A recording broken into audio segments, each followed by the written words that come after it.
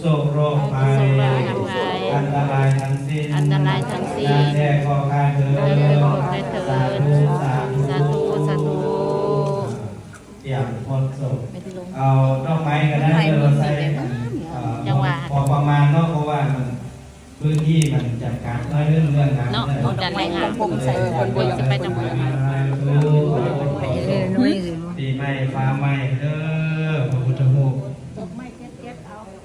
ผู้เฒ่าผู้แก่เลยว่าพระพุทธรูปครบรอบปีเอาเปลี่ยนกันแล้วมือไปยืนเบื้องนั้นเด้อครูบาสุภาษิกาครูบาอาจารย์ของในคนส่งในสักการะบูชาปีใหม่ฟ้าใหม่ให้มีความสุขีสุขกายสุขใจผู้ใดทายหมู่ทายไว้เด้อเนาะปีนี้ใส่เสื้อคือกันเมื่อทายหาโอกาสยากเด้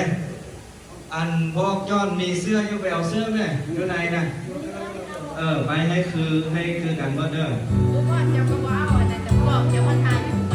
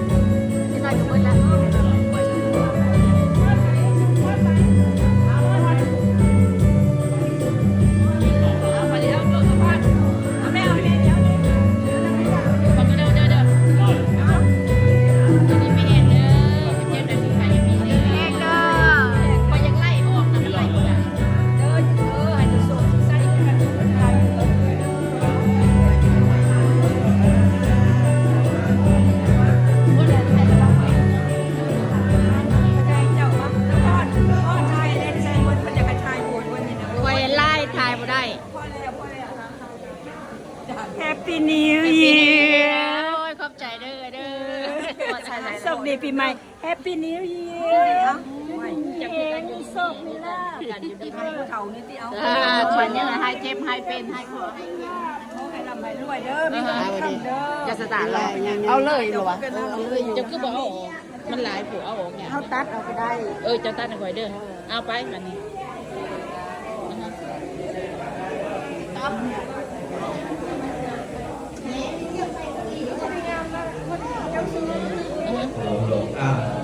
เตรียมไทยมุกไว้เรื่องเดียวกันขอทุกคนจำแก้วนะจะบอกเอาขวดมาในตู้ขวดเขาไทยหูใบนะ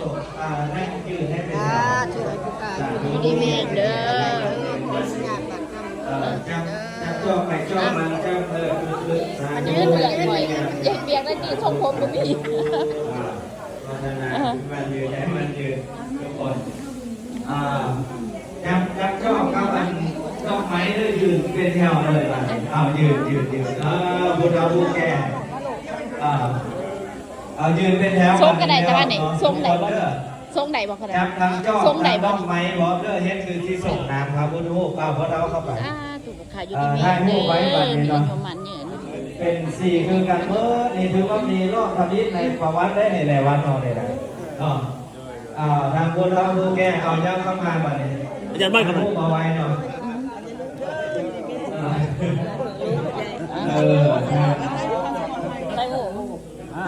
โชคดีปีใหม่โชคดีปีใหม่สาธุปีนี้มาคุณจะได้ทุกคน เพื่อนบังเด็กบังหล่อบัง พระพุทธรูปความมีทั้งทุก เลี้ยนแถว